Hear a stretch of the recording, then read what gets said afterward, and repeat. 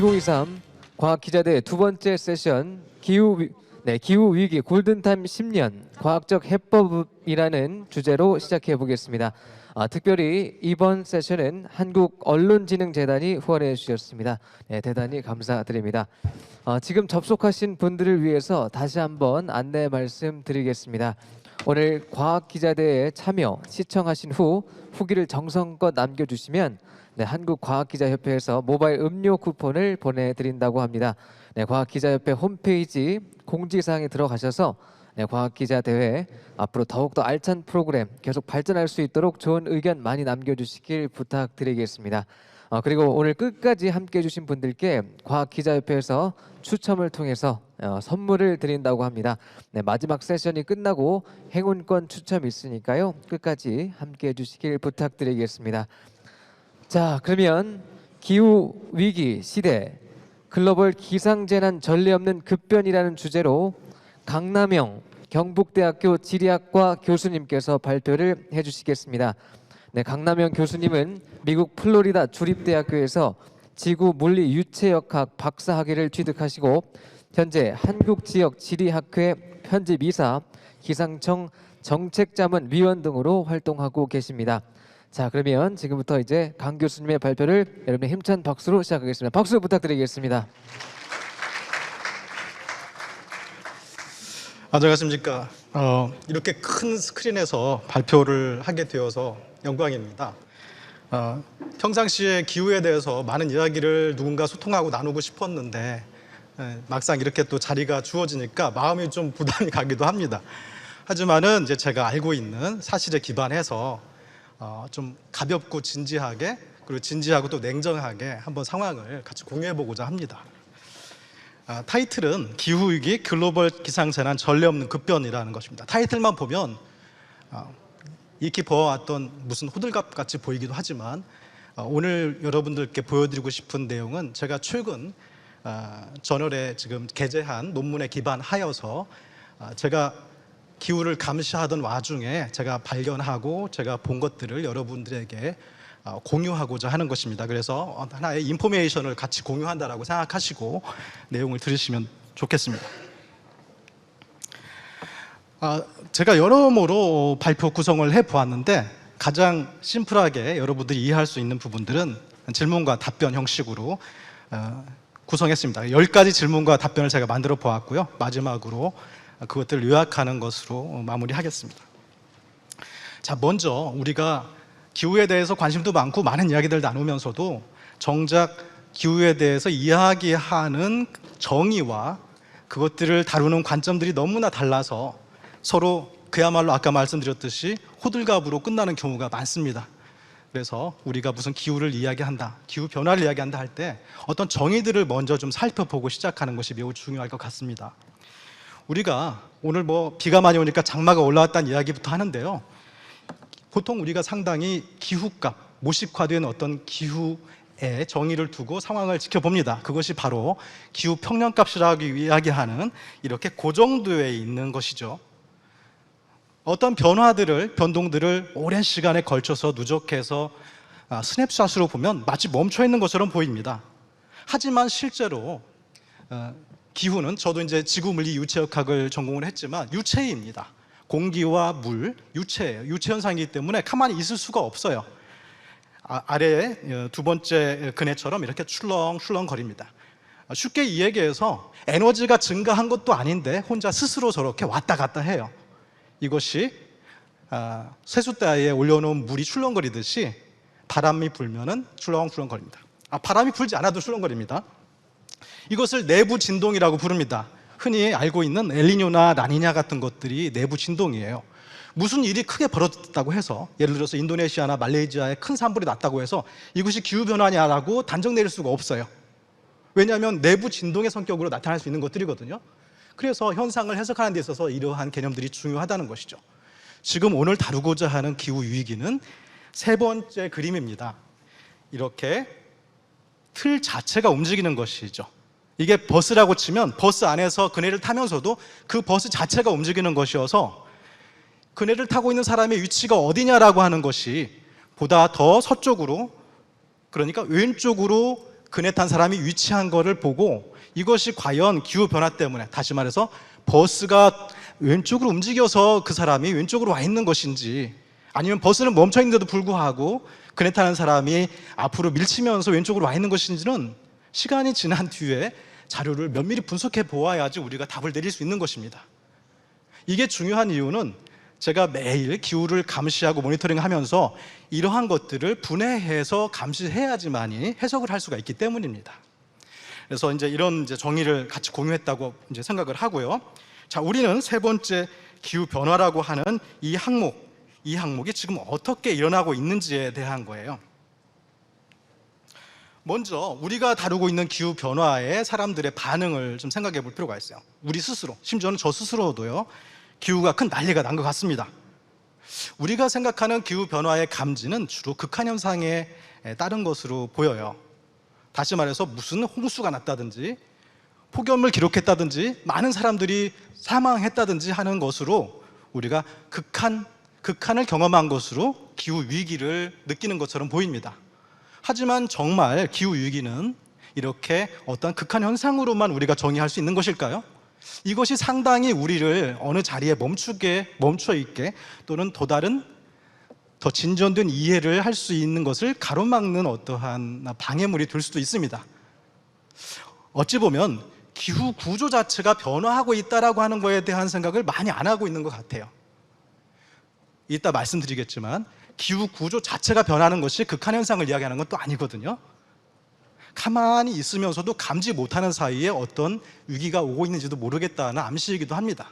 그래서 다시 말해서 이 슬라이드에서 여러분들에게 말씀드리고 싶은 것은 극한 현상과 함께 어떤 시스템 자체가 소리 없이 조용히 변하고 있는 것마저도 어찌 보면 더 심각한 기후 위기일 수 있다라고 하는 두 가지 관점에서 제가 최근에 찾아본, 제가 목격한 것들을 여러분들과 함께 보고 싶습니다. 자, 이렇게 틀을 만들어 보았어요. 우리는 요즘에 이제 과학기술이 발전하면서 다양한 도구들을 사용해서 심지어 알 수도 없는 비선형 역학계를 우리가 예측을 할 수 있는 도구들을 가질 정도의 수준이 되었습니다만, 그럼에도 불구하고 인간은 선형적으로 이해할 수밖에 없는 한계가 있습니다. 어떤 도구들과 로봇들과 AI를 통해 가지고 그것에 힘을 빌 뿐 인간 스스로는 선형적으로 이해할 수밖에 없어서 가장 쉽게 설명하고 가장 이해할 수 있게 설명한다고 하는 것은 선형적으로 이해시키는 거예요. 그래서 선형적인 모델링, 개념 모델을 한번 만들어 본다면 이런 것이죠. 어떠한 현상이 극한 현상 Y라고 하는 것을 기록했어요. 이거 이제 우리 많이 수학 시간에 배운 통계학에서 이 물결 모양으로 되어 있는 이것은 관계를 이야기합니다. Y라고 하는 결과는 X에 기인한다라고 하는 것으로 관계를 만들고 이것을 방정식으로 만들면 선형 모델이 되는 것이죠. 그래서 Y라고 하는 현상이 어떤 X에 기여했기 때문에 어떤 X가 작동했기에 이렇게 큰 Y가 나왔을까라고 하면은 어떠한 큰 X가 작동했던 것이죠. 그러므로 이것은 큰 문제가 아닙니다. 사실은 극한 현상 자체가 큰 문제는 아니에요.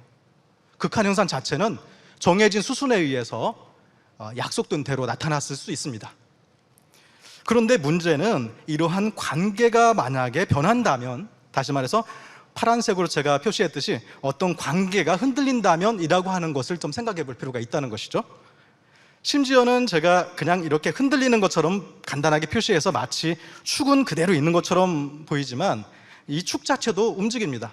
다시 말해서 이해하기 쉽게 그렸을 뿐이지 사실은 이 붉은색 선이 지나가는 Y의 절편이라고 하는 것마저도 크게 흔들리기 때문에 관계 자체가 오리무중이라고 하면 X가 Y를 유발하는 그런 관계에 대해서 우리가 감을 잡을 수가 없는 상황이 되는 것이죠. 지금까지 우리는 극한 현상 Y에만 관심을 가졌을 뿐 이런 관계가 어떻게 움직이는지를 크게 지켜보지는 잘 못한 것 같아요. 그래서 이제 제가 이런 걸 한번 만들어 보았습니다. 저는 이제 여러 현상 중에서 주로 태풍 쪽을 집중적으로 보는 이제 사람인데요. 태풍이라고 하는 것은 단기적으로도 영향을 미치지만 장기적으로도 지구의 기후 시스템의 큰 에너지의 한 축을 맡고 있기 때문에 에너지 분배 밸런스에 굉장히 중요하게 다루어지는 항목입니다. 그래서 태풍을 잘 모니터링하는 것은 굉장히 우리가 상황을 감시하는 데 유효한 도구가 됩니다. 자, 밑에 제가 모식화된 그림을 두 개 그려봤는데, 한 가지는 아래에 있는 변동판이에요. 그리고 한 가지는 위에 있는 변동판. 제가 아까 말씀드렸듯이 이게 최근에 발표된 연구의 결과를 아주 짧은 시간에 소개하려다 보니까 쉽지는 않습니다. 그래서 많은 그림들이 있지만 가장 간단한 그림들을 보여드리고 그 다음에 이제 결과적인 부분들은 제가 말로 설명을 드리겠습니다. 여러분, 상관이 있다, 상관이 높다, 그런 얘기 들어보셨어요? 무엇과 무엇은 상관이 높다. 그래서 우리가 코릴레이션이라고 보통 통계학에서 이야기하는 그 상관도는 사실은 X라고 하는 또는 Y라고 하는 것이 얼만큼 서로 상응하는지를 공분산이라고 하는, 분산이 뭡니까? 움직이는 것이거든요. 얼만큼 큰 폭으로 어느 방향으로 움직이는가라고 하는 것을 X가 움직인 방향과 폭, 그리고 Y가 움직인 방향과 폭을 놓고 얼만큼 잘 서로 맞장구를 치는지를 보는 거예요. 맞장구를 치는지를 보는데 우리가 X, Y만 보았지 이렇게 변동판을 놓고 본 적이 별로 없어요. 변동판이 뭐냐면요, 아래에 있는 변동판은 환경의 변동판, 다시 말해서 태풍이라고 하는 그러한 위험기상을 유발하는 환경의 변동판, 그리고 위에는 태풍이 만들어내는 변동판. 환경을 볼까요? 환경은 엘니뇨인지 라니냐인지, 이 중심점은 평균점이라고 보시면 됩니다. 평년값. 엘니뇨인지 라니냐인지, 그리고 직각으로 해당되는, 거의 직각에 가까운데 어떤 방향은 온난한지 온난하지 않은지예요. 30년 동안의 평균값을 중심이라고 본다고 하면 어느 해는 좀 온난할 수도 있고 어느 해는 차가울 수도 있잖아요. 그것으로 만들어진 이 변동판에는 온난하면서도 엘니뇨인 해가 있고요, 차가우면서도 라니냐인 해가 있고요, 온난하면서 라니냐인 해가 있고 차가우면서, 이런 여러 가지 변동들이 이 변동판 안에 어떤 한 방향을 가리키는 것으로 이해할 수 있는 변동판입니다. 그리고 위에는 마찬가지로요, 태풍에 대한 반응인데, 태풍은 개수가 많을 수도 있고 강도가 강할 수도 있어요. 어느 해에 개수도 많고 강도도 강할 수도 있고요, 어느 해는 개수는 별로 없는데 강도만 강할 수도 있고요. 그래서 그것들이 각기 사방팔방으로 어떤 방향성을 가지는 변동판입니다. 그런데 자연계는 신기하게도요, 물리적으로, 지리학적으로 그렇게 나타날 수밖에 없는 구조를 가지고 있어서 따뜻한 엘니뇨를 맞이하게 되면 태풍은 이렇게 나타날 수 있는, 그리고 따뜻한 라니냐를 맞이하게 되면, 아니면 평년보다도 좀 차가운 엘니뇨를 맞이하게 되면 나타날 수 있는 태풍의 양태가 정해져 있어요. 통계적으로 그렇게 나타나는 방향이 있단 말이죠. 그래서 이 두 판이, 제 손 모양을 보시면 두 판이 막 움직이는 게 아니라, 움직이긴 움직이죠, 유체이기 때문에. 하지만 어느 정도 고정된 틀이 있는 거예요. 까딱까딱하긴 하지만 어느 정도 고정된 틀이 있어요. 그래서 저는 이게 과연 안정된 상태인지, 얼만큼 판이 틀어지는지를 보고 싶었어요. 그래서 이러한 방법을 통해서, 이거는 뭐 설명하기 어렵습니다. 이 시간에 저 짧은 시간에 설명할 수가 없는 부분인데, 이게 무엇냐면 아까 말씀드린 코릴레이션이라고 하는 상관도가 이 변동판하고 어떻게 연관되어서 값으로 나타나는지를 보여주는 그림인데요, 이런 방법으로 제가 모식화해서 그림을 상황을 보니까 이 가운데 보시는 축이 각도예요. 각도가 까딱까딱까딱 움직이다가도요, 어느 순간 갑자기 이렇게 틀어졌습니다. 그래서 2013년부터 갑자기 판이 확 틀어지는 거죠. 각도가, 두 판의 각도가 확 틀어지는 것을 찾았고, 그래서 그것이 언젠가 보았더니 2013년에 그런 점이 나타났어요. 2013년에. 그래서 그때부터 붉은색으로 칠해봤습니다. 그 다음에 2014년, 15년, 이게 변동판이 360도 판이다 보니까 360도가 지나면 마치 제자리로 온 것처럼 보입니다. 그래서 2014년과 2015년에는 마치 제자리로 돌아왔나? 2013년만 좀 이상했나? 라고 싶었는데 2016년, 17년에 보니까 계속 어떤 방향으로 가속되어서 흘러가고 있는 것을 지금 보고 있어요. 뭔가 관계가 틀어진 것이죠. 아까 선형 모델에서 보았던 X, Y의 관계 자체가 다른 방식을 원하고 있습니다, 지금. 그래서 이런 것들이 과연 안정이 다시 돌아와야 되죠. 어떠한 기존에, 이게 축이에요. 각각의 축은 제자리라고 보시면 됩니다. 각각의 축으로 다시 돌아와야 되는데, 지금 이 오른쪽에 보이는 이 출렁거리는 것이 뭐냐면 준 것과 받은 것의 차이예요. 환경이 이 정도로 뽑아줬는데 태풍의 반응도 같이 맞장구 쳐서 이 정도로 뽑아줬느냐 그러면 여기 보여드리는 0의 점선에 가깝게 주고받은 것이 비슷하면 갈 텐데 2013년, 14년, 15년에 14년, 15년에 마치 제자리를 온 것처럼 보였던 것도 그때 주고받은 관계를 14년, 15년인데요. 이렇게 튀었어요. 그래서 제대로 된 관계가 아니었던 거죠. 지금까지 그러고 있습니다. 그래서 이게 지금 2020년, 21년, 지금 제가 2021년까지 지금 분석을 업데이트 해봤는데 0으로 어느 정도 돌아올 것처럼 보이기도 합니다. 그리고 자리도 제자리로 돌아올 것처럼 보이기도 하는데 여전히 확신이 안 갑니다. 여전히 값이 좀 큰 차이가 있어요. 그래서 이런 상황들이 그럼 태평양의 태풍만 그런가 라고 봤더니 전지구입니다. 전지구의 사이클론과 허리케인 그리고 태풍까지 다 합쳐서 그런 열대 저기압들을 같이 분석해 보면 마찬가지로 물론 태풍의 반응이 가장 크고요. 전지구 열대 저기압의 반응이 마찬가지로 2013년 즈음에서부터 어떤 가속되는 드리프팅, 표류를 시작했다라고 보여집니다. 동태평양도 그렇고요. 동태평양의 허리케인도 그렇고 이렇게 그리고 북대서양의 허리케인도 마찬가지로 같은 비슷한 시기에 이렇게 어떤 축이 틀어진 것을 보여주고 있어요. 그래서 이러한 표류가 과연 티핑 포인트를 이야기하는 것인가 라고 하는 의심이 들어요. 티핑 포인트는 참 조심스러운 이야기합니다. 왜냐하면 어떤 특이점, 있지 않았던 일이 발생했다고 하는 것이 과연 우리가 안정된 기후 상태라고 이야기하는 것의 하나의 특이한 멤버를 구성하는 특이한 멤버일 뿐인지 아니면 새로운 변화, 그러니까 새로운 중심을 찾아가는 과정인지는 지금 답을 내릴 수가 없어요. 어쨌든 기존에 있는 중심점이 이 아래에 있는 싱귤러 포인트라고 하는 게 특이점인데요. 싱귤러 포인트가 4개가 있어요. 싱귤러 포인트는 현상들이 모이는 중심이기도 하지만 현상들이 퍼지는 중심이기도 하거든요. 여기서 현상들이 모이는 중심으로서의 싱귤러 포인트들 중에서도 이 언덕을 넘어가는 싱귤러 포인트가 바로 이게 특이점입니다. 과연 붉은색처럼 제가 표시해 있는 어떠한 새로운 현상들이 싱귤러 포인트가 변하지 않는 상태에서의 어떤 특이값에 해당되는 것인지 이 그림처럼 특이점을 넘어간 현상인지는 지금 단정 내릴 수는 없어요. 하지만 무언가 일어나고 있다고 하는 것은 알 수 있습니다. 그래서 제가 이제 이러한 과정들이 과연 티핑 포인트와 어떻게 연결되는가 하는 거에 대한 부분들은 여러분들이 가지고 있는 나누어 드린 슬라이드에 이렇게 레퍼런스들을 만들어 보았습니다. 그냥 하는 얘기가 아니다라고 하는 제가 얘기를 드렸고요. 다른 학자들이 이야기하는 거에 이 티핑 포인트의 연결은 특히 태풍 아까 말씀드린 기후의 드리프팅 표류와 관련해 가지고 북대서해양의 해양 연렴 순환의 어떤 속도가 느려졌다고 하는 거하고 연결이 지금 되는 부분이 있습니다. 기류포유가 암시하는 것은 이렇게 정확도를 확 떨어뜨려요. 이렇게 정확도가 있었거든요, 기존에. 그런데 최근에 그 드리프팅 때문에, 표류 때문에 정확도가 확 떨어지는 결과를 가져왔어요. 이것은 통계 모델만의 문제가 아니거든요. 그래서 앞으로 우리가 기후를 대응하는 데 좀 장애가 있지 않을까 좀 걱정이 됩니다.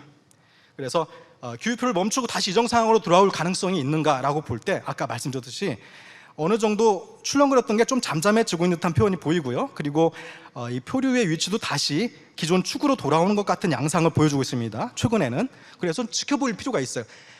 잠깐 좀 어떤 충격이 있다가 다시 중심을 찾는 과정인지 아니면 새로운 기후 안정 상태, 우리 기후 리즘이라고 부르죠. 새로운 리즘을 찾아가는 과정인지는 좀 지켜볼 필요가 있다고 하는 상황입니다.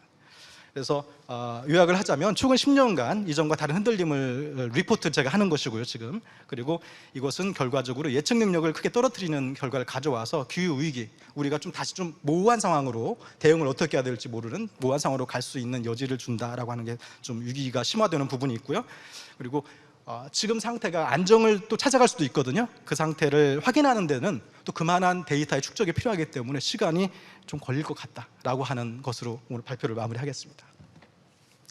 네. 네, 교수님의 소중한 발표 잘 들어봤습니다.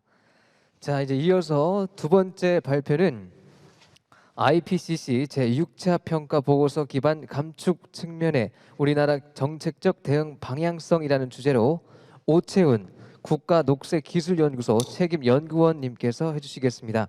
네, 오채훈 책임연구원님은 일본 와세다 대학교에서 아시아 태평양 연구과 국제학 박사 학위를 취득하시고 네, 기상청 IPCC 국내 대응협의회 감축분과 전문위원회 위원, 한국기후변화학회 국제특별위원회 국제이사 등으로 활발하게 활동 중에 계십니다. 자, 그러면 지금부터 오 책임 연구원님의 발표를 들어보겠습니다. 큰 박수 부탁드리겠습니다. 네, 안녕하세요. 저는 국가녹색기술연구소에서 근무하고 있는 오채훈 책임연구원입니다. 오늘 2023 과학기자대회에 제가 발표할 수 있는 기회를 주신 과학기자협회 관계자 여러분들께 감사 인사를 드리고 싶습니다. 제가 오늘 발표드릴 사항은 IPCC 제6차 평가 보고서에 기반해서 감축 측면의 우리나라 정책적 대응 방향성에 대해서 말씀드리겠습니다. 제가 발표드릴 사항은 크게 세 가지인데요. IPCC 6차 평가 보고서가 가지고 있는 특징에 대해서 개괄적으로 말씀드리고, IPCC 보고서가 논의되는 과정에서 쟁점이 되었던 사항들, 그것을 중심으로 한 우리나라 대응 방안 말씀드리고 마무리 짓도록 하겠습니다. 먼저 IPCC 평가 보고서는 여러분이 모두 아시는 바와 같이 기후변화에 관한 정부 간 협의체 IPCC가 약 5년에서 7년 주기로 기후변화에 대한 과학자들의 연구 결과물들을 토대로 발간한 보고서입니다. 이 IPCC 6차 평가 보고서는요, 평가 주기 2015년부터 2023년에 걸쳐서 준비되고 발간이 되었는데, 이 보고서를 검토하는 과정에 우리나라가 굉장히 적극적으로 참여했습니다.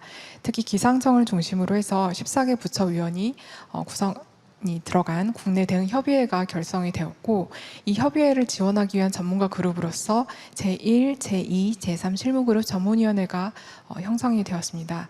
저는 이 중에서 제3 실무그룹 완화 전문위원회에서 활동을 하였는데요. 작년과 올해 발간된 승인되고 발간된 IPCC 보고서에 대한 정부 검토와 논의 승인 과정에 참여하였습니다. 이러한 경험을 바탕으로 해서 이제 보고서에 대해서 말씀을 드리도록 하겠습니다. 그 IPCC 6차 평가 보고서가 2023년에 도출이 되었는데요. 그 이전 보고서인 5차 평가 보고서는 2014년에 도출이 되었습니다.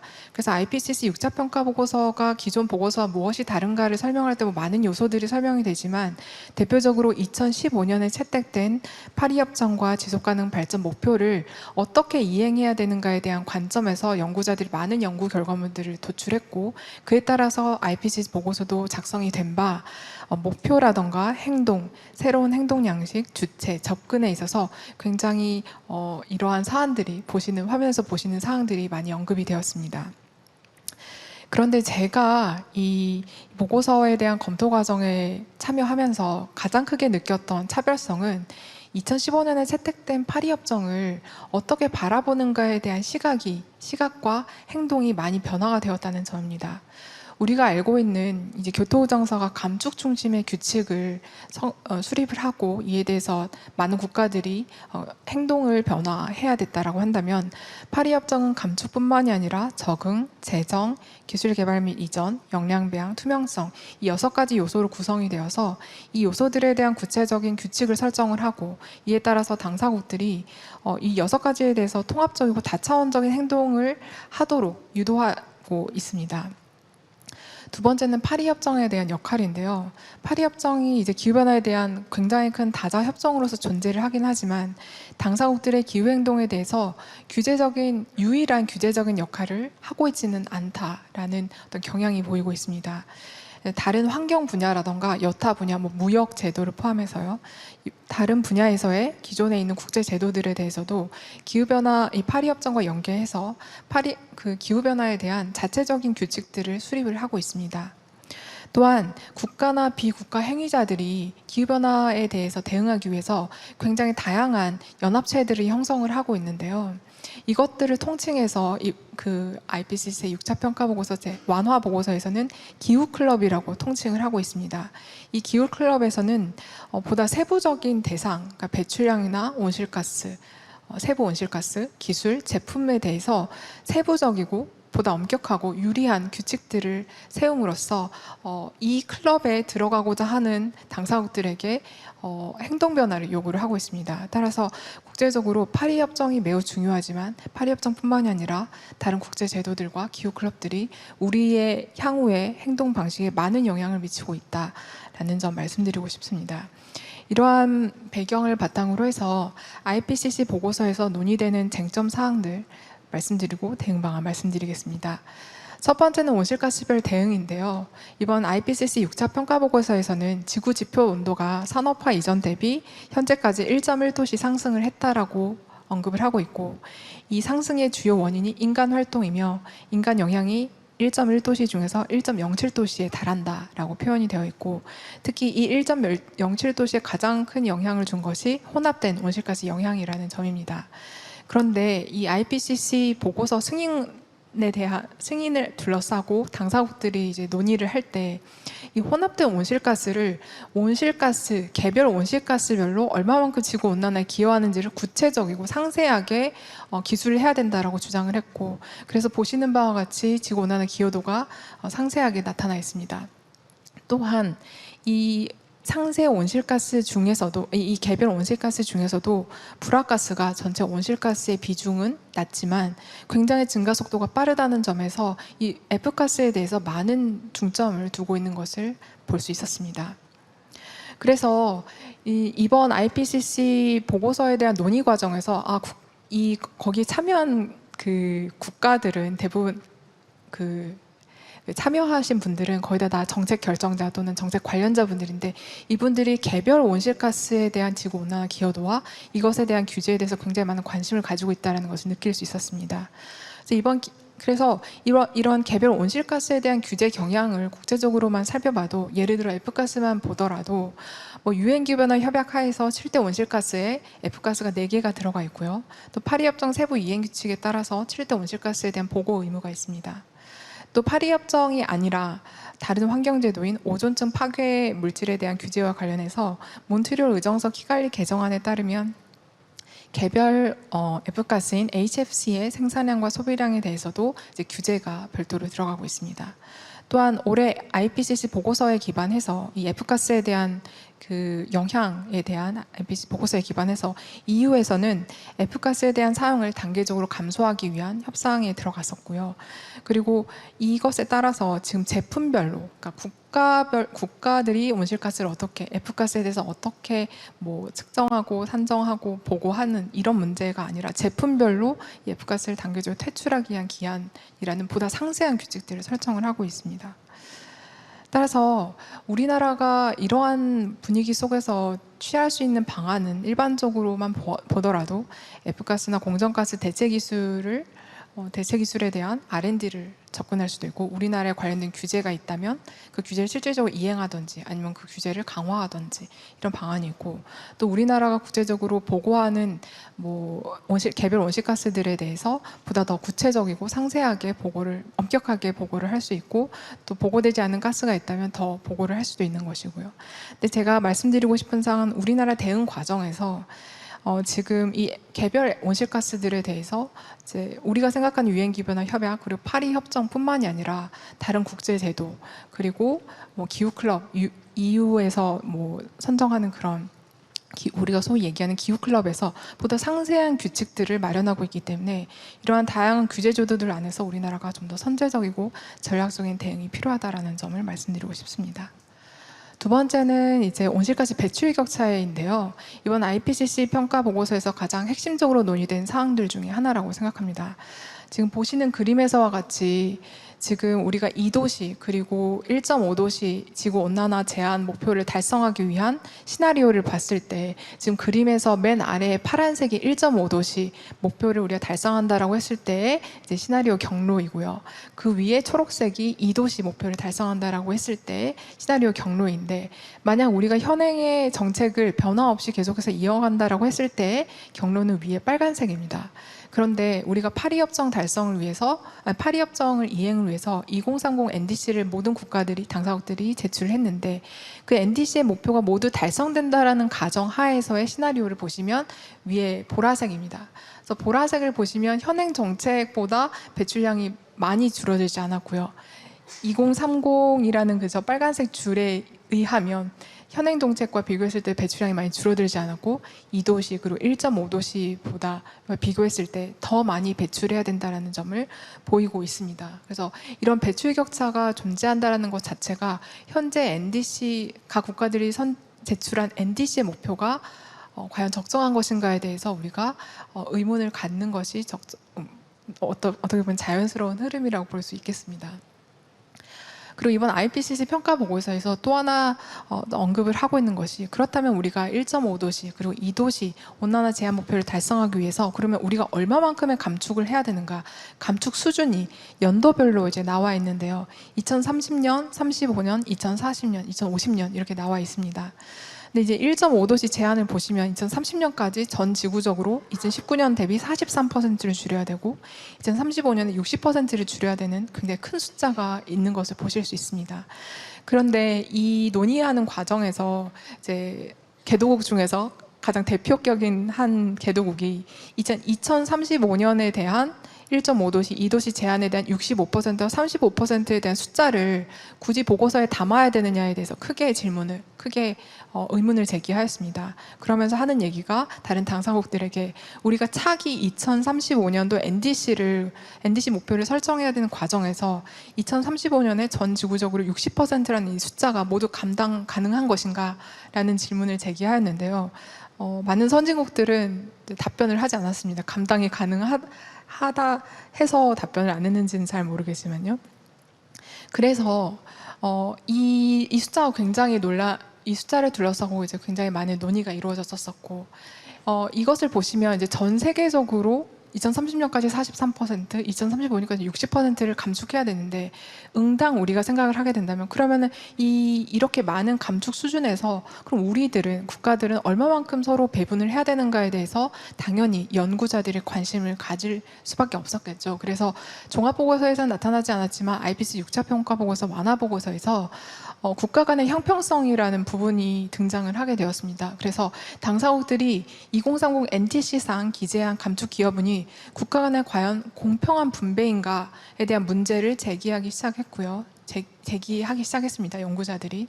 그래서 NDC를 설정을 할 때 어떠한 형평성 원칙을 기반을 하고 있는가, 그래서 그 형평성 원칙에 기반한 지표를 적용하고 있는가, 그리고 NDC상에서 이 형평성을 어떻게 표현하고 있는가에 대해서 많은 관심을 가지고 있습니다. 그래서 우리나라가 지금 2030 NDC 목표가 2018년 기준 배출량 대비 2030년까지 40%를 감축하는 것으로 설정을 하고 있습니다. 그래서 이에 따라서 우리가 이제 감축 노력을 전개를 해야 되는데요.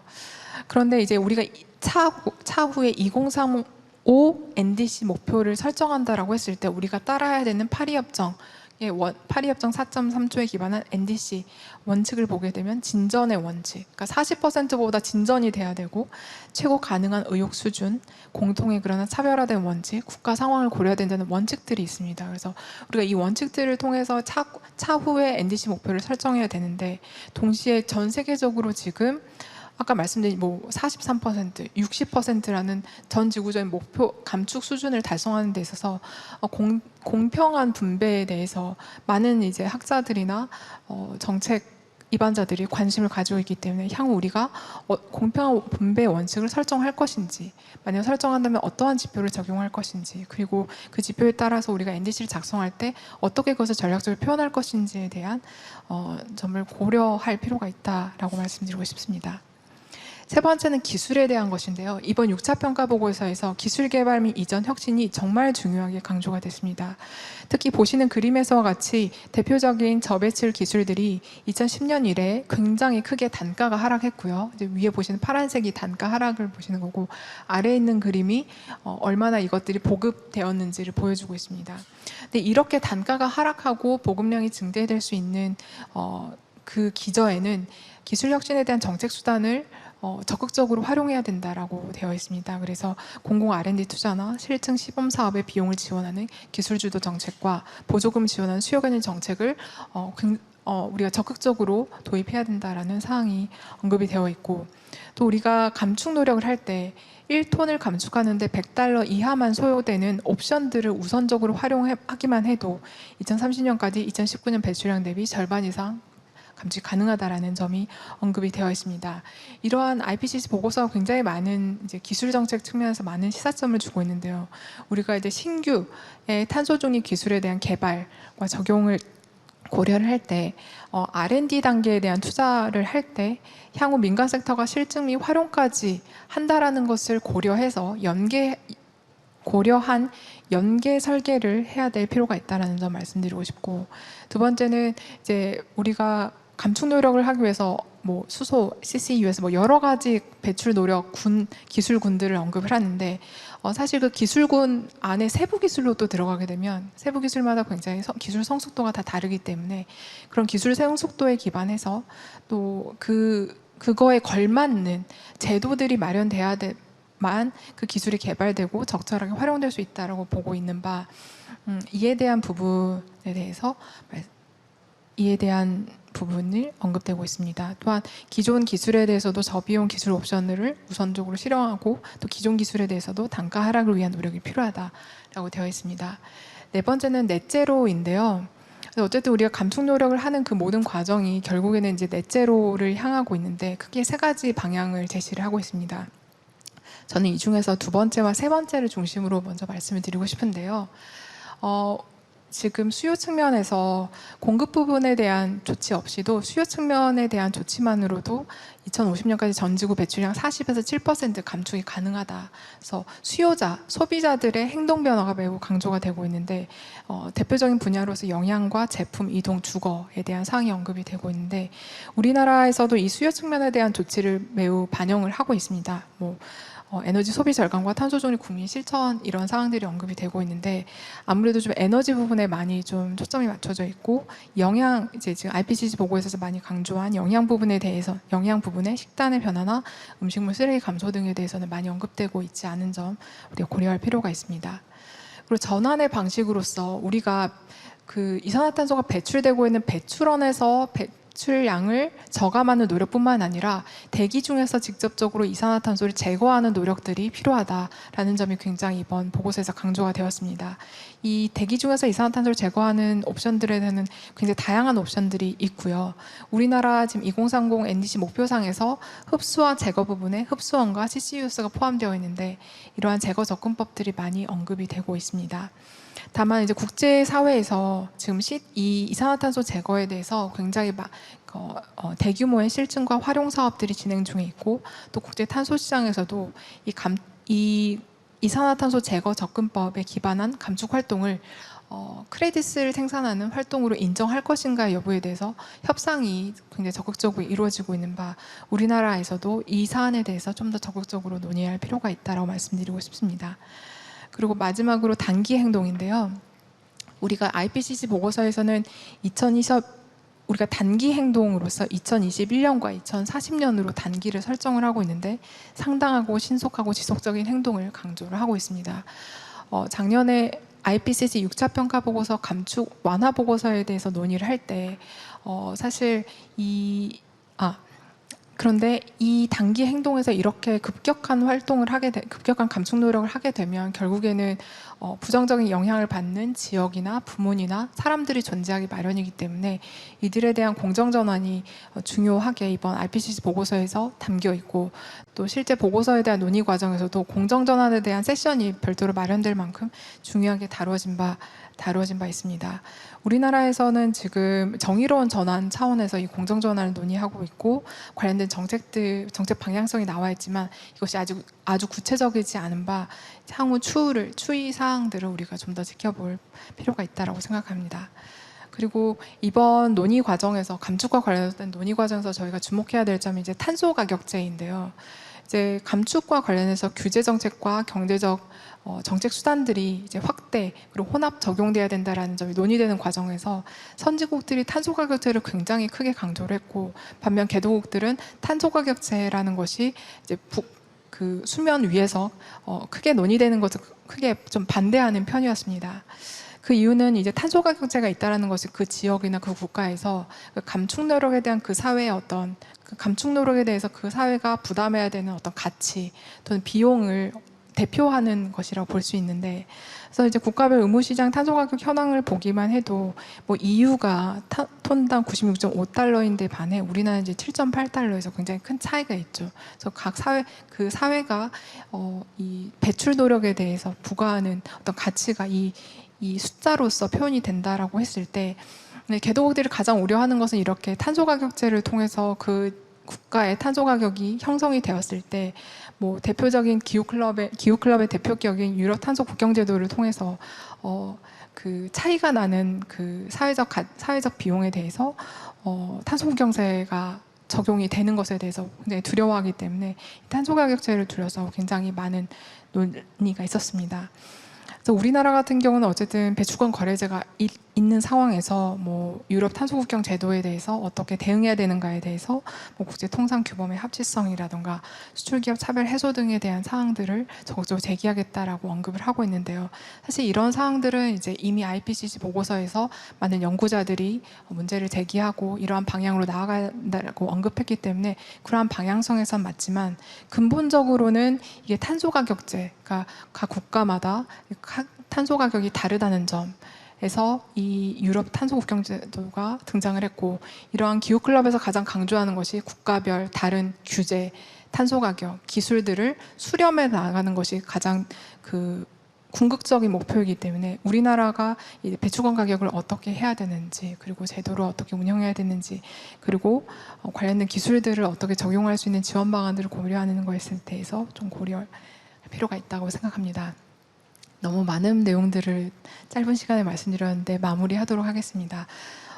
지금 우리나라가 올해 초에 탄소중립 녹색성장 국가전략 및 제1차 기본계획을 수립을 했는데요. 이번에 작년과 올해 도출된 IPCC 평가 보고서에 기반해서 보았을 때 이 보고서에서 핵심적으로 얘기하는 사항들이 많이 반영되어 있다는 점에서 매우 긍정적으로 평가할 수 있다고 생각합니다. 다만 그 수립 조정된 계획은 계획이고 이것을 실제 이행하는 것은 별개의 문제이기 때문에 이것을 이행하기 위한 노력에 우리가 좀 더 관심을 가져야 되고, 또한 2030 차후에 2035 NDC 목표 달성과 관련해서 공평한 분배에 대해서 우리가 좀 더 적극적으로 고민할 필요가 있다는 점 말씀드리고, 또 앞서 말씀드린 바와 같이 파리협정뿐만이 아니라 이를 보완하는 다자제도, 또 기후클럽들에서 보다 상세하고 엄격한 규칙들이 형성되고 있기 때문에 우리가 그 안에서 어떻게 선제적이고 전략적으로 대응할 것인가에 대해서 고민할 필요가 있다는 말씀드리고 싶고, 마지막으로 IPCC 보고서에서 결국에 기후변화에 대해서 투자를 하는 데 있어서 민간 섹터든 어디이든 그 투자를 하는 데 있어서 가장 중요한 것은 정부의 일관된 정책이다라고 언급하고 있는 것만큼 정부의 일관된 정책이 이루어지는 방향을 고려할 필요가 있다고 생각합니다. 긴 발표 드려서 감사합니다. 책임연구원님의 소중한 발표 잘 들어봤습니다. 자, 이제 지금부터는 토론을 이어가도록 하겠습니다. 네, 두 번째 세션은 또 얼마나 또 열띤 토론이 이어질지 벌써부터 기대가 됩니다. 여러분들도 많은 응원과 그리고 또 시청해 주시고요. 이제 패널분들 잠시 소개 후 바로 토론 이어가도록 하겠습니다. 네, 두 번째 세션 토론회는 김진두 YTN 기상재난 전문 기자 겸 과학 전문 기자님께서 좌장을 맡으시고요. 김병식 강원대학교 AI 소프트웨어학과 방재전문대학원 교수님, 그리고 나성준 국립산림과학원 임업연구사님, 한국과학기자협회 이사이신 이정호 경향신문 차장님, 그리고 주제 발표해 주신 강남영 교수님과 오채훈 책임연구원님께서 함께 패널로 참여해 주시겠습니다. 자, 그러면 여러분 이제 박수 한번 부탁드리겠습니다. 네. 이제 그러면 좌장이신 김진두 기자님께서 진행해 주시겠습니다. 네, 반갑습니다. YTN의 김진두 부국장입니다. 기후 위기 관련돼서 지난해에 이어서 2년 연속 토론을 하게 됐습니다. 지난해 같은 경우 기후 위기 시대에 했었는데 올해 또 할 수밖에 없었던 이유가 IPCC 6차 보고서가 나왔기 때문입니다. 좀 더 구체적이면서 굉장히 사람들의 위기감을 느끼게 할 수밖에 없는 그런 용어들로 가득 차 있는 보고서였습니다. 이 때문에 강남영 교수에게 요청을 드렸던 거는 극한 기상 현상이 자주 나타나면서 글로벌 기후 위기가 심화되고 있는데 강남 교수는 거기에 더해서 그런 극한 기상을 일으키는 구조 자체가 바뀐다라는 뭔가 좀 잘 와닿지는 않습니다만은 이 기후 자체가 그 근본 자체가 흔들린다면 예측 자체도 어려워지기 때문에 보다 심한 위기 상황을 초래할 수밖에 없는 상황이기 때문에 그걸 요청을 드렸고요.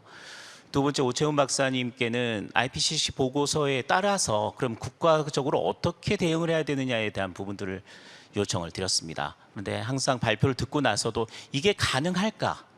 이게 목표가 달성 가능한 목표인가에 대한 의문은 계속해서 남습니다. 다음 그 토론을 해주실 분은 김병식 박사님이십니다. 김병식 교수님이시죠? 강원대 교수님이신데 실제로 요청을 드렸던 거는 그겁니다. 글로벌적인 극한 기상이 있다는 걸 알겠다. 그렇다면 우리나라에는 정말 어떤 현상들이 나타나고 그런 어떤 경향성을 지니고 있고 어떻게 대비를 해야 되는가에 대한 발표를 요청을 드렸고요. 그 내용 듣도록 하겠습니다. 김병식 교수님. 네, 안녕하세요. 방금 소개받은 강원대학교의 김병식입니다. 작년 이 자리에 한 10월쯤에 한번 또 있었는데 벌써 후딱 1년이 지나간 것 같습니다. 제가 오늘 말씀드릴 부분은 좀 빠르게 말씀드리자면 이제 이 기후 위기 시대의 회복력이라는 걸 한번 우리가 살펴보고요. 결국은 그 회복력이 문제가 있다라는 게 제 결론이고, 그럼 우리가 재난 관리를 어떻게 해야 될 것이냐를 한번 얘기해 보자는 겁니다. 앞에서 IPCC 6차 보고서 얘기도 보면은 주로 감축과 현상에 대한 얘기를 했는데, 저는 이런 것들이 어떻게 영향을 미치고 이러한 영향들이 그러면은 한국에는, 우리 한반도는 어떻게 미치는지를 좀 얘기를 하는 건데요. 이 그림 한 장으로 표현이 될 수가 있는데, 저는 이제 이야기 아니고 공학을 하기 때문에 보시면 가장 중요한 게 앞에도 계속 얘기가 나왔지만 기후변화로 인해서 극한 기상이 발생을 할 것이다. 그러면 저희는 두 가지를 보거든요. 하나는 홍수, 하나는 가뭄입니다.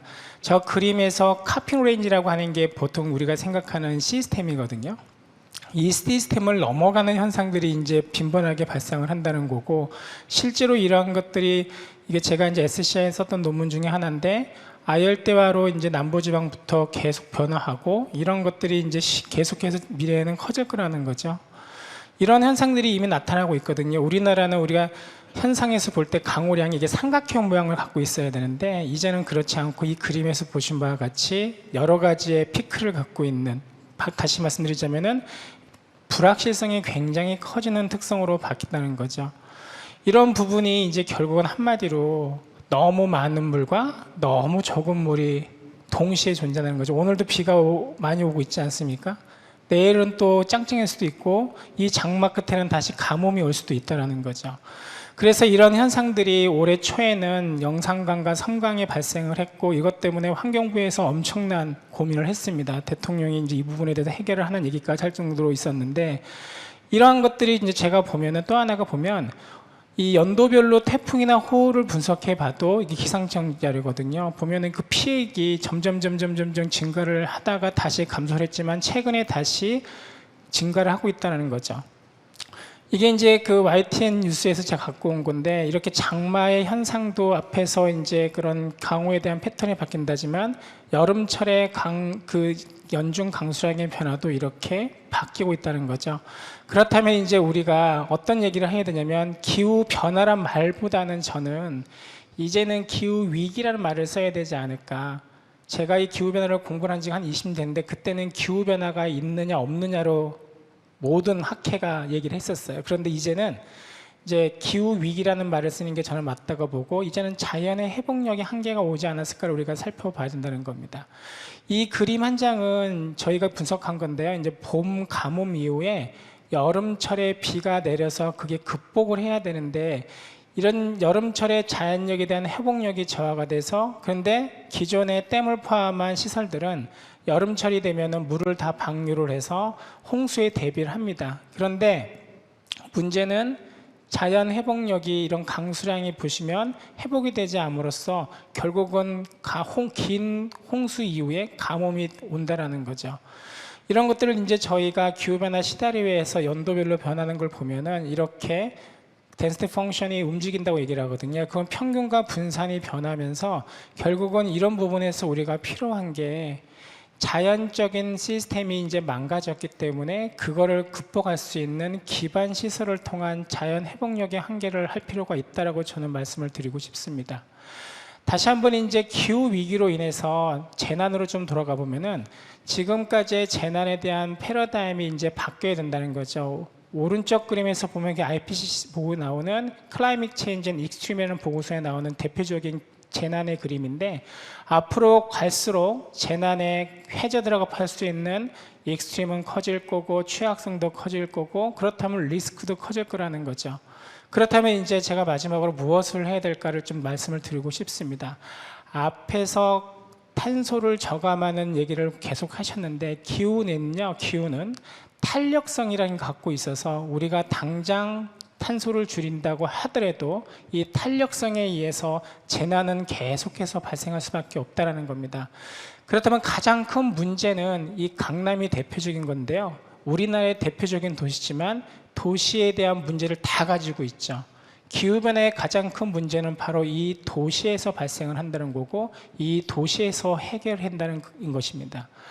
결국은 이제 우리가 앞에서 말씀드린 이런 카핑 레인지를 넘어서는 현상들이 익스트림이 발생을 할 거고, 그렇게 되면 이제 우리가 정상성이라고 하는 평균과 분산이 더 이상은 변하지 않는다는 걸 가정을 한 모든 설계 방식이 바뀌게 돼서 재난 방제 시설에 대한 설계가 다시 필요하지 않을까. 그래서 이 그림에서 보시면 이제 우리가 업그레이드를 할 시기가 되지 않았나라고 이제 말씀을 드리고 싶습니다. 또 하나는 도시계획과 이 재난은 뗄 수가 없거든요. 지금 우리나라의 가장 큰 문제는요, 저 그림 한 장처럼 도로와 하천과 도시계획을 서로 안 보여주고 하는 방식으로 하고 있어요. 왜냐하면 각 부처별로 되어 있지 않기 때문에. 그렇지만 외국에서는 그렇지가 않고 같이 모여서 협업을 통해서 하는 이런 재난관리, 다시 말씀드려서 도시계획과 관련된 재난관리가 필요할 것이다라는 거고, 몇 가지만 또 말씀드리면, 현재 우리가 4차 산업혁명을 강조하면서 이 기후변화에 대한 극복을 하고자 하는 노력을 많이 하고 있습니다. 특히 기상기후 데이터, 기상청에서 굉장히 공을 들이고 있는데, AI와 기상기후 데이터 융합을 통해서 도시에서 발생할 수 있는 모든 기후변화와 관련된 재난관리를 할 필요성이 이제는 왔다. 이걸 반드시 우리가 현업화를 해야 되지 않을까 생각을 합니다. 오늘도 이제 비가 많이 오고 있습니다. 그렇지만 저희가 호우특보라는 걸 쓰고 있어요. 저는 이제 현실을 연구하는 연구자이기 때문에 결국은 지금의 호우특보의 가장 큰 문제점은 전국이 똑같은 강우량에 3시간과 12시간을 쓰는데, 이젠 그게 아니라 기후변화라는 걸 고려해서 지역의 공간적인 특성, 블루, 그린, 그레이라고 제가 표시했는데, 기상과 수문과 도시를 어우를 수 있는 호우특보를 만들어서 대응을 해야겠다는 거고, 마지막으로는 앞에서 말씀드렸던 이러한 것들이 결국은 회복력이라는 개념이 반드시 들어가야 되겠죠. 기후변화 시나리오에는요, IPCC 보고서에 처음에 나오는 게 기후회복력이라는 말이 나오는데, 저는 기후회복력은 이제는 망가졌다. 그렇다면 필요한 거는 재난회복력을 반영을 해야 된다라는 말씀으로 이제 마무리하겠습니다. 감사합니다. 짧은 시간이었지만 굉장히 담아둬야 될 만한 내용들이 많이 나왔습니다. 기후위기는 이미 도래했고요. 기후위기가 도래하면서 탄소를 우리가 목표한 거대로 저감을 한다고 하더라도 탄력성에 의해서 계속해서 재난은 반복될 수밖에 없고요. 이제는 그런 상황을 고려해서 우리가 뭘 할 수 있는지 다음 스텝을 고민해야 된다라는 그런 내용으로 받아들여집니다. 다음은 산림과학원의 나성준 박사의 토론을 듣겠습니다. 나성준 박사를 모신 이유는 한 가지입니다. 기후위기 시대에 꿀벌이 사라진다. 꿀벌이 사라지면 생태계가 망가진다라는 이야기들이 많이 나오고 있습니다. 정말 사실일까요? 나 박사님? 네, 안녕하세요. 국립산림과학원에서 밀원수 연구하고 있는 나성준 임업연구사입니다. 제가 처음에 이제 부국장님 초대를 받고 과연 제가 올 자리인가 이제 많이 고민을 했었는데요. 제가 연구하고 있는 방향, 그리고 연구를 하면서 제가 느꼈던 방향에 대해서 조금 말씀을 드리겠습니다. 저는 이제 사실은 제 연구 방향은 사실은 양봉 산업의 활성화가 이제 첫 번째 목적이었습니다. 양봉 산업을 활성화하기 위해서 얼마만큼 이제 꿀 생산량을 많이 할 수 있을까? 그러면 그 많이 생산할 수 있는 나무는 어떤 나무가 될 것인가라는 것을 많이 고민하고 연구를 하고 있었습니다. 하지만 최근에 이제 연구를 하면서 더더욱 느꼈던 것들이, 과연 양봉 산업을 위해서 우리가 이렇게 노력을 해야지만이 되는가? 과연 양봉 산업이 다인가라는 문제였습니다. 그러면서 이 발표 자료를 준비하면서 조금 더 이제 생각의 전환이 되었죠. 그래서 여러분께 이제 생각이 전환된 방향에 대해서 조금 다시 한번 말씀을 드리려고 합니다. 원래 양봉 산업은 사실 세 가지로 구성되어 있습니다. 꿀벌과 그리고 꿀벌에 먹이를 제공하는 밀원식물, 그리고 인간이 개입되어 있죠. 사실 꿀벌과 밀원식물은 뭐 먹이 자원을 제공하고 화분 매개를 하는 어떤 공생관계를 유지하고 있었습니다. 여기에서 인간이 개입하면서 산업화되었죠.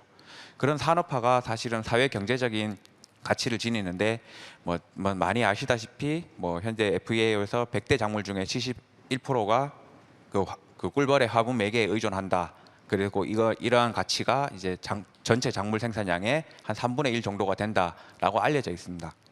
여기에서 이제 이게 그 화분 매개의 경제적인 가치가 미국에서는 22조, 우리나라에서는 한 6조 정도 된다고 이제 평가가 되고 있습니다. 사실 이런 그 문제점에서 우리가 이제 가장 크게 이제 많이 이슈화되고 있는 게 지금 꿀벌이 감소한다는 거죠. 그러니까 꿀벌을 왜 감소하는가에 대해서는 사실 이 논문이 그 가장 적절하게 나타내고 있습니다. 질병, 살충제, 그리고 먹이 자원 부족입니다.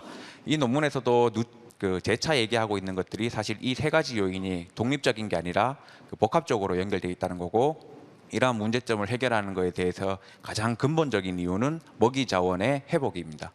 어찌 보면 살충제 피해 그리고 그 먹이 자원의 부족 문제 해결이 된다면 꿀벌은 충분히 살아날 수 있습니다.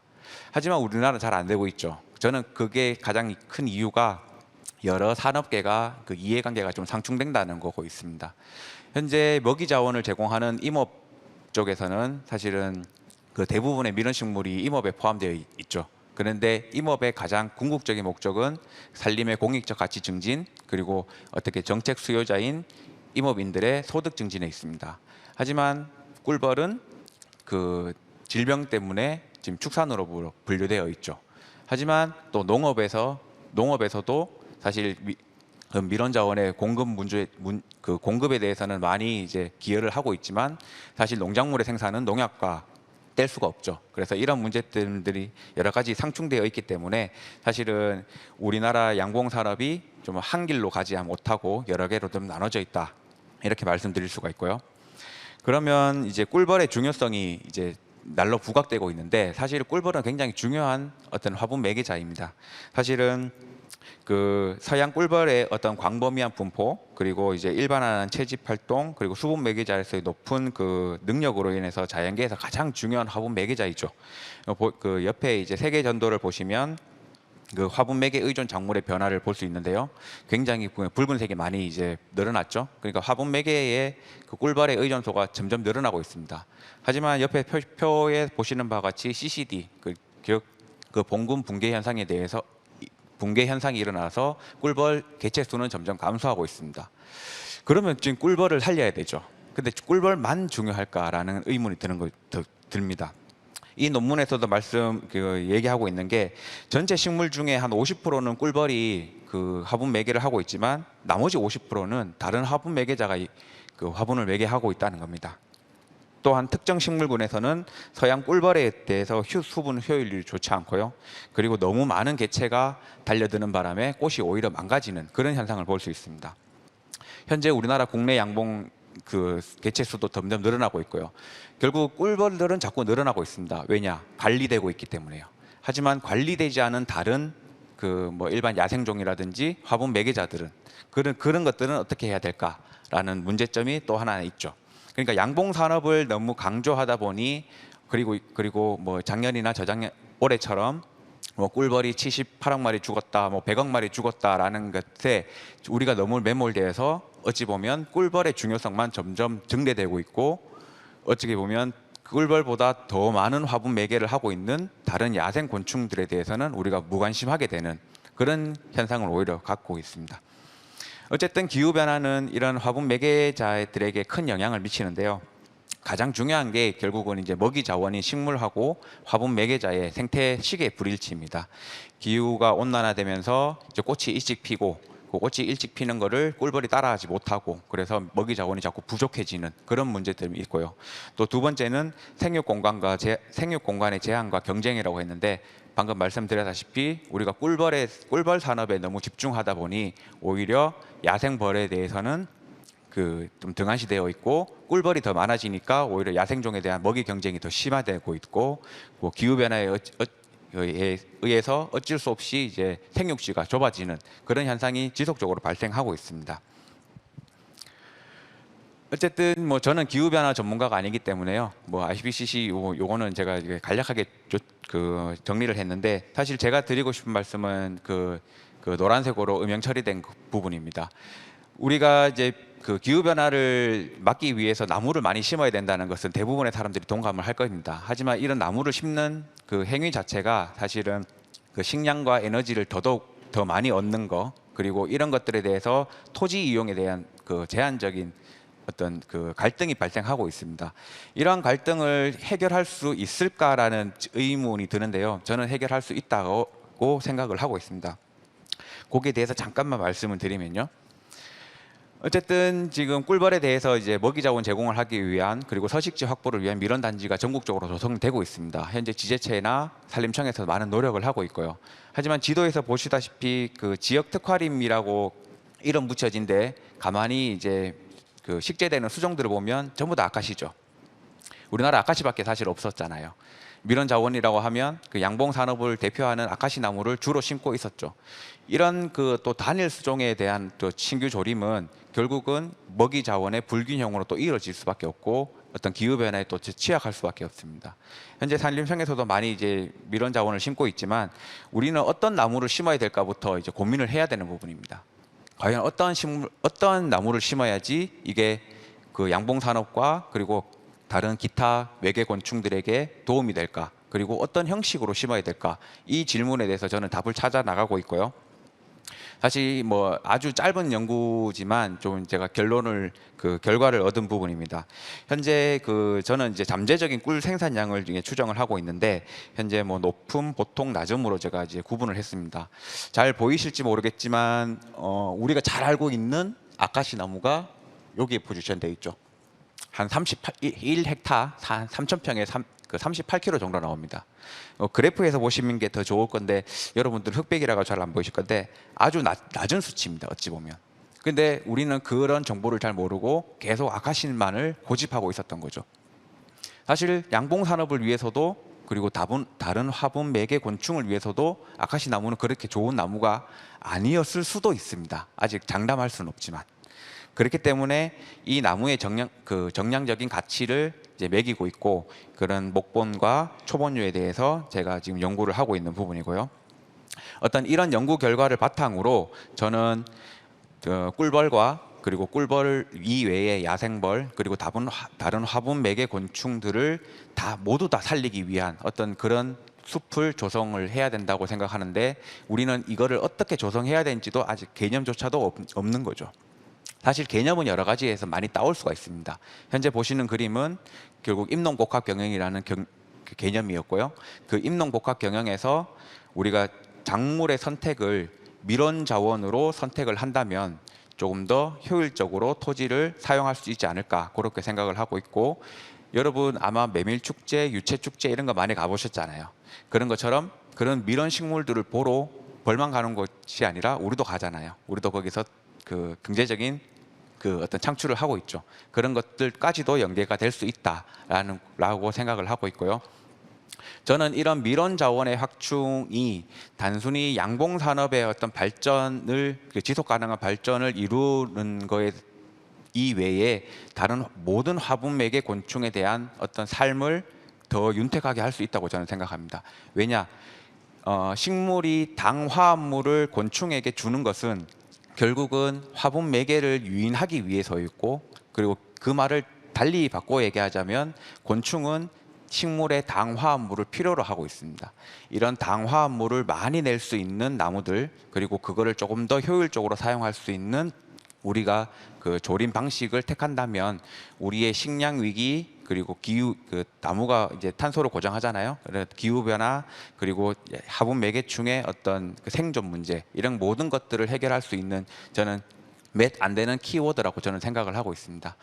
요 아인슈타인의 말은 사실 아인슈타인이 한 건 아니래요. 다른 얘기인데 여기서 꿀벌이 사라진다면이 아니고 저는 벌이 사라진다면이로 좀 바꾸고 싶습니다. 야생벌 그리고 파리, 나방, 뭐 그 나비 이런 모든 화분 매개 곤충이 사라진다면 인류도 반드시 없어질 거라고 저도 생각을 하고 있습니다. 예, 이상 발표 마치겠습니다. 감사합니다. 네, 발표 감사합니다.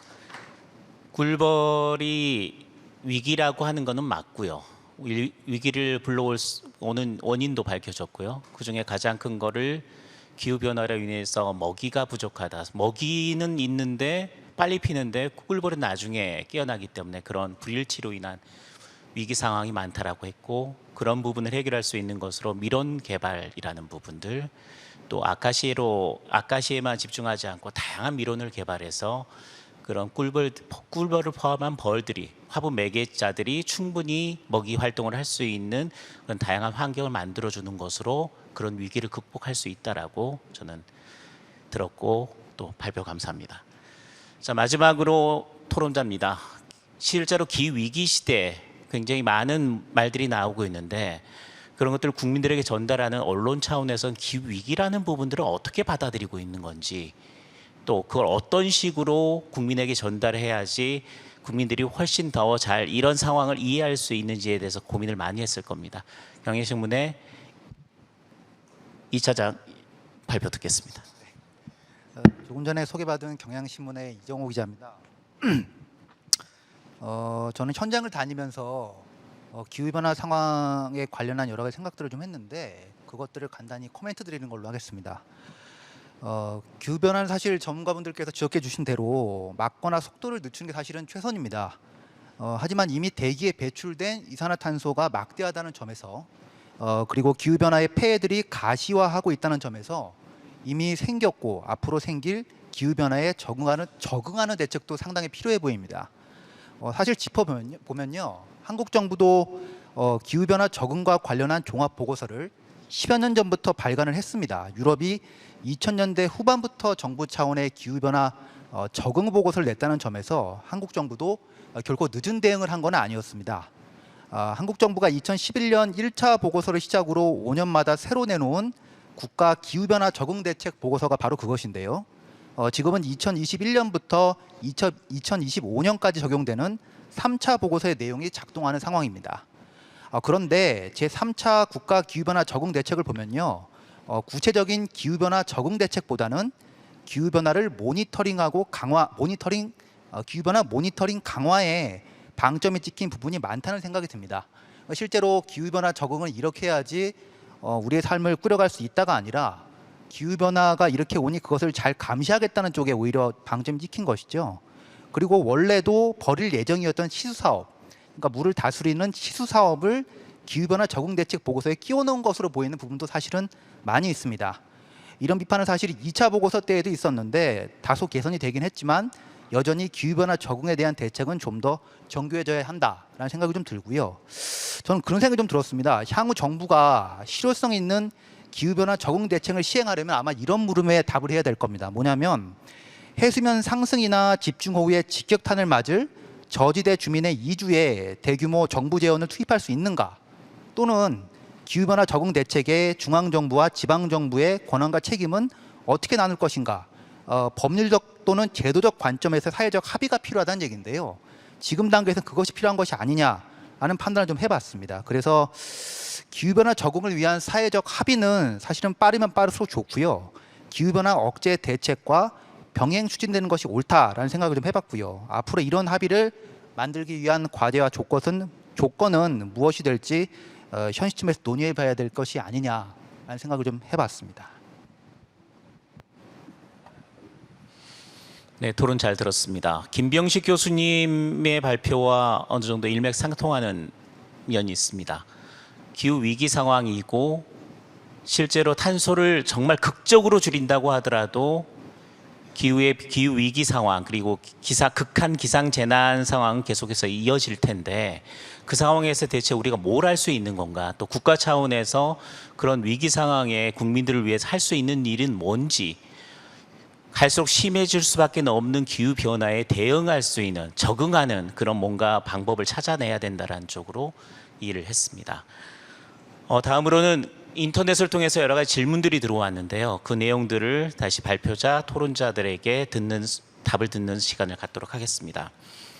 먼저 강남희 교수님, 답변이 되실지는 모르겠습니다만 두 가지를 같이 묶어서 질문을 드리겠습니다. 기후변화 위기가 필요 이상으로 과장된 거 아니냐라는 질문이 있었고요. 지구온난화로 거대한 빙하가 녹아서 생태계 파괴가 예상되는데 대책은 없을까? 아까 빙하가 녹는 것 자체가 기후 구조를 틀어버리는데 뭔가 역할을 했다라는 이야기도 하셨고 하기 때문에 두 가지 내용을 묶어서 좀 답변해 주시기 바랍니다. 네, 일단 저도 궁금합니다. 어떻게 해야 될지 궁금한데 이것은 기후만의 문제가 아니라 우리가 어떻게 행동을 이행할 건가에 대한 부분들은 뭐 매일 겪는 일들입니다. 사사로운 일부터 큰 일까지 무엇이 유리한가라고 하는 것이고요. 또 좀 실질적으로 말씀드리자면 무엇이 나에게 불리하지 않은가를 선택하는 방향이 될 것 같아요.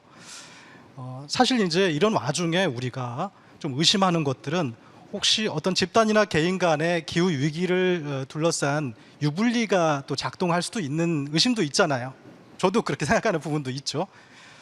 그런데 그런 유불리를 떠나서 그냥 냉정하게 생각해 보면 과연 나에게 이 기후 위기라고 하는 것이 그냥 무시할 수 있는, 지나갈 수 있는 그런 상황인가라고 하는 것입니다.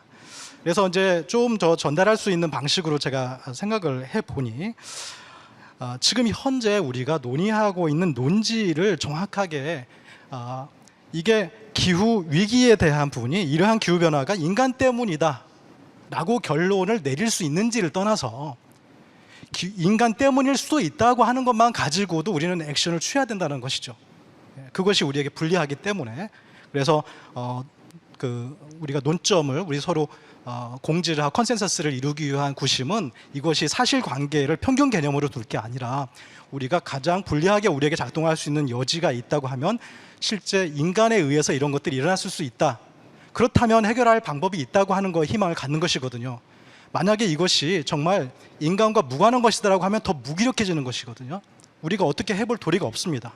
아까 오 박사님께서도 몬트리올 의정서 관련한 연관의 어떤 이야기를 하셨었던 부분이 있는데 우리가 그런 희망을 갖고 있는 것이거든요. 오존층 파괴라고 하는 것이 90년대만 하더라도 마치 어떻게 해볼 수 없는 것으로 생각이 됐었어요. 그런데 몬트리올 의정서라든지 하는 것으로 우리가 합심된 노력을 하다 보니 결과적으로 이제는 마치 그것이 극복된 것 같은 양상으로 우리의 저력을 본 것이거든요. 그러니 물론 이산화탄소의 감축이라든지 온난화를 저지하는 것 자체는 이제 그 오존층 파괴와 또 다른 규모를 갖고 있어서 사실 큰 도전이기도 하지만 한편으로는 인간이 만들어내는 이산화탄소의 증가 그리고 이산화탄소뿐이 아닙니다. 온실기체가 만들어내는 이 지구 온난화가 문제이기는 하지만 이것이 만약에 그렇다면 희망이 있다는 것으로 우리는 우리에게 무엇이 유리하고 불리한지에 대한 방향을 잡는 것이 중요하겠다라고 생각이 듭니다. 그래서 인간일 가능성 그리고 기후의 위기라고 하는 것이 지금 현재 아까 제가 발표드리는 거에 있어서도 특이한 부분이 나타나고 있다는 사실 그리고 그것이 인간 때문일 수도 있다고 하는 그러한 여지라고 하는 것만으로도 충분히 우리는 그것에 대해서 진지하게 다룰 필요가 있다라고 하는 것으로 답을 드리고 싶습니다. 네, 감사합니다. 오 박사님께 온 질문들이 가장 많았습니다. 실제로 아까 그 발표에서도 있었습니다만 이런 내용이 있더라고요. 탄소 중립 목표를 설정을 했는데 그게 시나리오대로 잘 지켜질 거냐 아니면 그냥 상징적 요인이냐, 상징적으로 그냥 선언해 놓은 거지 그게 지켜질 가능성 거의 없다라고 보는 그냥 허구의 숫자냐, 이런 질문이 있었습니다. 어떻게 보십니까?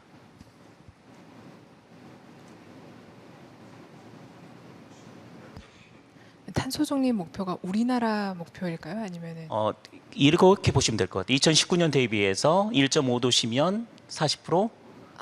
네. 네. 그 숫자 있었잖아요. 네, 네, 몇 프로를 탄소 감축을 해야 되는 목표치를 설정을 했는데 네, 네. 그 부분에 대해서 선진국에 물었을 때도 답은 별로 없었다. 이게 가능한 거냐라는 그런 발표 내용도 네, 있었지 않습니까? 네. 실제로 이게 IPCC 6차 보고서에 숫자로 잡혀 있단 말이죠. 네. 이게 정말 상징적인 의미인지 네. 실질적으로 달성 가능한 목표인지. 네, 알겠습니다. IPCC 6차 평가 보고서에서 우리가 1.5도씨 그리고 2도씨 지구 온난화 제한 목표를 달성하기 위해서 전 지구적으로 얼마만큼이 줄어들어야 되는가에 대해서 2019년 대비 1.5도시를 기준으로 했을 때 2030년에 43% 그리고 2035년 60%라는 그 수치가 나왔는데 그 수치는 상징적이라는 표현보다는 과학적으로 이제 도출된 결과값입니다. 그래서 우리가 상징이라고 표현하기보다는 그만큼을 우리가 감축을 해야만이 1.5도씩으로 2도시 온난화 제한이라는 목표를 우리가 달성할 수 있다라는 팩트라고 볼 수 있는데요. 그 팩트에 기반해서 우리가 그것을 정말 그것을 위해서 각 국가들이 얼마만큼 그 감축 목표를 달성하기 위해 이행 노력을, 그러니까 이행 목표를 설정하고 경주하느냐는 사실 이제 별개의 문제이죠. 근데 사실 이제 파리 협정 하에서 이제 제가 아까 말씀드렸는데 이제 한 개도국이 과연 이 2035년에 60%라는 목표가 나왔을 때 이것이 2035 차기 NDC 목표를 설정하는 과정에 아무런 영향이 없느냐, 정말 받아들일 수 있는 수치이냐라고 물었을 때 사실 선진국들이 답변하지 않았던 이유는 제가 이제 유추하기로는 그만큼 우리의 기후변화에 대한 액션이 정말 긴급하고 필요하다라는 입장이었고, 그 개도국이 언급을 하고 나서 그 이후에 이어진 다른 개도국들이 이 숫자를 넣는 것에 대해서도 상당히 좀 부정적인 입장을 사실 표출하긴 했습니다.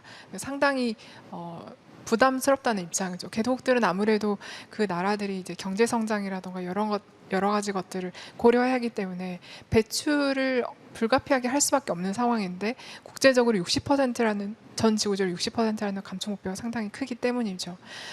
그래서 저는 그 60%라는 것이 이제 팩트인데 문제는 그 60%에 해당하는 전 지구적으로 이제 19년 대비 60%를 감축해야 된다라는 그것을 이제 국가 간에 얼마만큼 배분할 것인가가 향후에 더 문제가 되지 않을까라는 생각이 들고, 사실 많은 국가들이 2030 NDC 목표를 설정을 할 때 굉장히 앰비셔스한 목표를 설정한 게 사실이고, 그 목표를 달성하는 데 있어서도 우리나라뿐만이 아니라 선진국들도 사실 이행에 있어서 많은 성과를 보이고 있지는 않은 상황입니다. 그래서 저는 어떻게 보면은 그것이 이제 상징적이라는 표현을 하셨는데, 상징적이라고도 보실 수도 있겠지만 어쨌든 우리가 10년 안에, 그리고 단기 안에 그 행동을 하지 않게 되면 2040년 안에 이미 우리는 1.5도시에 도달한다라는 그런 사실을 고려했을 때 우리가 정말 상징적이라기보다는 실질적인 숫자로서 우리가 받아들이고 우리가 이행을 하고 향후 2035 목표를 설정하는 데 고려해야 되는 숫자가 아닌가 이렇게 생각이 듭니다. 이상입니다. 또 많이 나온 질문 중에 하나가 그겁니다. 방금 말씀하셨듯이 개도국과 선진국들 간의 그 이해 상충의 문제. 이렇게 지구 온난화, 온실가스가 급증하는 원인을 개도국은 선진국에 찾고 있고요. 우리도 이제 경제를 살려야 되는데 이런 모든 부담감을 가지고 어떻게 경제를 살려야 되느냐, 책임론의 문제, 여러 가지가 겹쳐서 여러 가지 탄소 감축에 대한 그런 논의가 뭔가 제대로 이루어지고 그게 강력한 규제력을 갖기가 상당히 어려운 상황이 아닌가라는 그런 생각들이 많이 들거든요. 그런 부분들에 대한 뭔가 해법이 있을까요? 사실 파리 협정, 네, 우선 질문 감사드립니다. 그 파리 협정이 도출되는 과정에서도 뭐 유엔 기후변화 협약에서 가장 중요했던 원칙 중에 하나가 공통의 그러나 차별화된 원칙인데요. 이 원칙이 파리 협정에서도 그대로 등장을 하게 됩니다. 그래서 선진국이 기존에 역사적으로 배출한 그 역사적 책임에 대한 사항이 기반한 그 원칙이 파리 협정에서도 들어가 있기 때문에 선진국에서도 그 책임을 인식을 하고 있습니다. 다만 이 원칙을 해석하는 과정에 있어서 선진국은 역사적 책임뿐만이 아니라 개도국들이 많이 현재 그리고 향후, 그러니까 현재 배출량과 미래 배출량에 기반해서 개도국들도 향후에 많은 책임을 져야 된다라고 주장을 하고 있고, 그래서 개도국들도 그러한 것에 대해서 인정을 하면서 파리 협정에 의해 파리 협정에 기반해서 2030 NDC 목표를 설정하는 데 참여했기 때문에 사실 선 개도국 모두 감축 노력에 경주한다라는 사실 자체는 변함이 없습니다. 그런 그 경주하려는 노력에 동참하고자 하는 의지 자체에는 사실 변함이 없는데, 다만 우리가 실제 실행을 하는 과정에서 개도국들이 얼마만큼 그 자신들이 앰비셔스하게 설정한 목표들을 이행해 줄 것인가에 대해서는 사실 의문이 있죠. 우리나라 자체도 사실 우리가 40% 감축 목표를 설정했지만 그것을 정말 우리가 달성할 수 있을 것인가에 대해서 많은 의문들을 가지고 이제 이행 노력을 경주하고 있는데요. 다만 아까 제가 말씀드린 바와 같이 사실 파리 협정에서는 우리가 NDC 목표를 달성하지 못했다고 했을 때 징벌이 사실 없잖아요. 그렇기 때문에 그냥 목표를 설정했지만 달성하지 못하면 좀 아쉬운 그런 느낌으로 우리가 그 파리 협정을 해석할 수도 있지만, 제가 아까 발표에서 말씀드린 바와 같이 이 우리의 행동을 변화하는 기제가 파리 협정뿐만이 아니라 다른 환경 제도, 그리고 아까 말씀드린 뭐 탄소 국경제, 유럽 탄소 국경 제도와 같은 그런 기후 클럽들이 등장을 하고 있는데, 그 기업들은 국가를 대상으로 해서 국가를 분류해서 뭐 규제를 얼마만큼 해야 된다라고 규칙을 설정하는 것이 아니라 그 나라에서 팔고자 하는 제품을 중심으로 해서, 또는 그 팔고자 하는 제품에 적용되는 기술을 중심으로 해서 이제 규칙을 설정하고 있기 때문에, 그것은 이제 성개도국 간의 이제 구분이 모두 사라지고 그 나라에서 이득을 취하고 싶다면 그 나라에서 제정하는 환경이나 기후변화 관련 엄격한 규칙들을 따라야 된다라는 사항들이 있기 때문에, 사실 저는 이제 파리 협정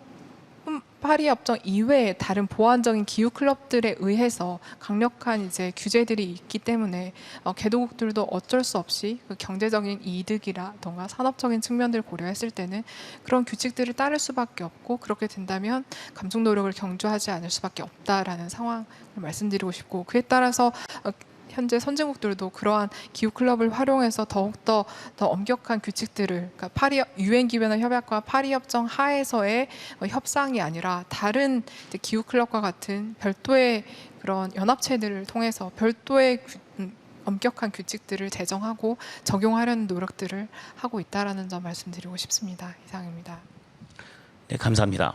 김 교수님께 질문드리겠는데, 아까 김 교수님 발표에서 굉장히 주의 깊게 들었고 또 인상 깊었던 게, 기후 위기 상황에서 극한 기상 앞으로 아무리 탄소를 감축해도 진행이 될 것이고, 그렇다면 우리는 어떻게 해야 되느냐라는 그런 부분들이 있거든요. 예보라는 부분도 말씀을 하셨고 도심 재난이라는 부분들도 이야기를 하셨는데, 그 외에 앞으로 우리가 뭘 어떻게 해야 되는지에 대한 걸 좀 정리를 해서 좀 말씀을 해주셨으면 좋겠습니다. 준비 안 한 질문을 하시네요. 좀 자유롭게 말씀을 드릴게요. 이제 기후 변화라는 걸 아까도 이제 기자님께도 말씀하셨지만, 우리나라의 기후 정책들이 지금 제가 보기에는 90% 이상이 감축 정책으로 가고 있어요.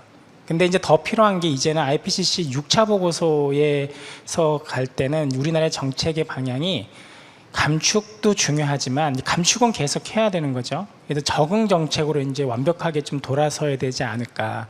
그런데 이제 20년 전에 처음 저희가 이 기후 변화를 연구를 할 때 보면은, 그때도 이제 아까 처음 말씀드렸지만 기후 변화가 있느냐, 아니다, 이거는 정치적 목적이 있다. 그래서 불편한 진실이라는 뭐 영화도 이제 있었잖아요. 근데 이제 이 기후 변화가 왜 지금 아직도 이 적응 쪽으로 돌아서지 않는지를 제가 한번 곰곰이 생각해 보면, 기후 변화라는 거에 대한 둔감성하고요, 이 방어적 인지가 작동을 하기 때문이라고 저는 보거든요. 무슨 말씀이냐면, 기후 변화는 아까 이제 그 교수님께서 말씀하셨지만 오랜 동안 발생하는 일이에요. 그래서 보통 우리가 기후 변화를 얘기하면 30년을 보통 얘기를 하거든요. 오랜 시간 동안 긴 시간의 경과에 따라서 나누는 문제이기 때문에 먼 미래에 일어날 거야, 나는 괜찮을 거라는 생각을 가지고 정책을 만드는 거죠. 또 하나 거기에 작동을 하는 게 또 뭐냐면요, 경제성을 들어가게 돼요. 과연 지금 이거를 우리가 투자를 했을 때 경제성에 효과가 있을까라는 얘기를 합니다. 기후변화와 재난을 우리가 얘기할 때 특히 적응에서는 대표적으로 그런 걸 제일 잘했던 게 영국이에요. 영국의 테임스 베리어 하구뚝은요 2100 프로젝트라는 2100년을 보고 40, 50년 전에 이제 시작을 했죠.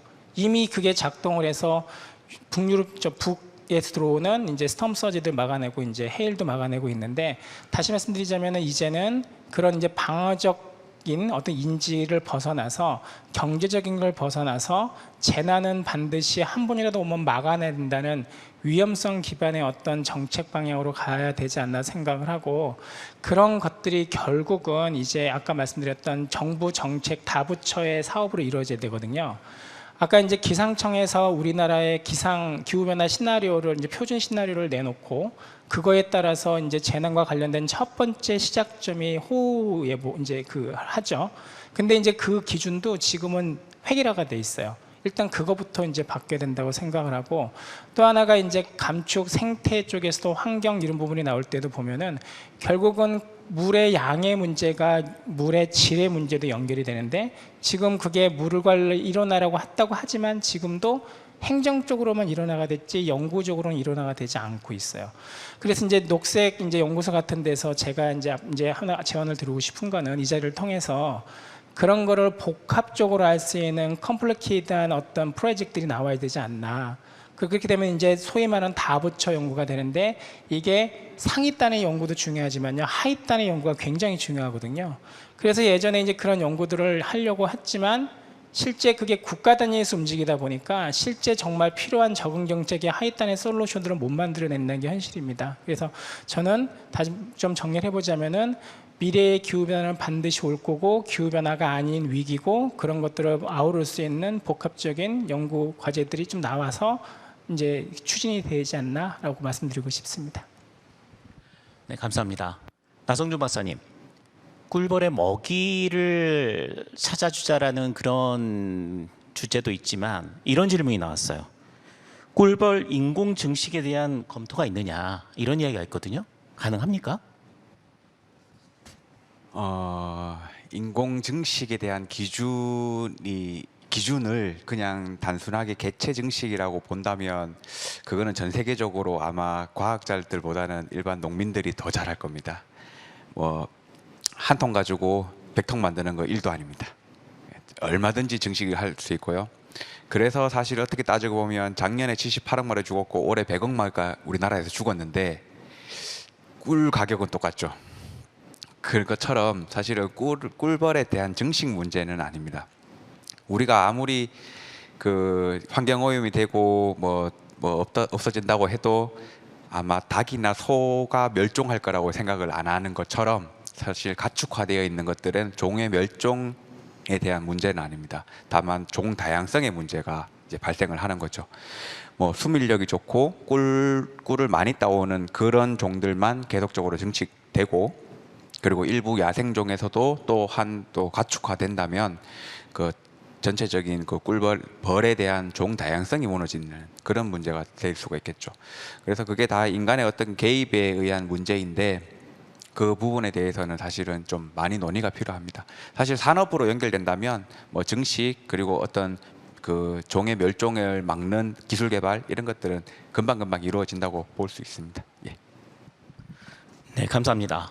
언론 쪽에 대한 질문들도 상당히 많았습니다. 대표적인 게 국립기상과학원의 김백조 연구관의 질문이 하나가 있을 텐데요. 포인트는 이겁니다. 기후위기 시대 기상 방제 정책의 효과성을 높이기 위해서는 국민과의 적극적인 대화가 중요하다.